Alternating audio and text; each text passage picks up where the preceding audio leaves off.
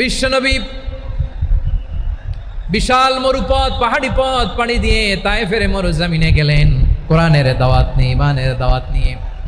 কিন্তু তায়েফের লোকেরা বিশ্বনবীর দাওয়াতকে শুধু প্রত্যাখ্যান করেই থামে নাই, তারা বিশ্বনবীর সাথে অত্যন্ত খারাপ আচরণ করেছে। বিশ্বনবীকে শারীরিকভাবে হেনস্থা করেছে, আমার নবীকে শারীরিকভাবে অত্যাচার করেছে, আমার পেয়ারা নবীর গায়ে পাথর মেরেছে, বিশ্বনবীর গা বেয়ে ঝরঝর করে রক্ত ঝরেছে, নবী জামিনের মধ্যে লুটিয়ে পড়েছেন, আবার মেরেছে, আবার নবী হাঁটতে শুরু করলেন, পেছন থেকে আবার মেরেছে, আবার নবী রক্তাক্ত হয়ে জামিনের মধ্যে লুটিয়ে পড়লেন, আবার মেরেছে।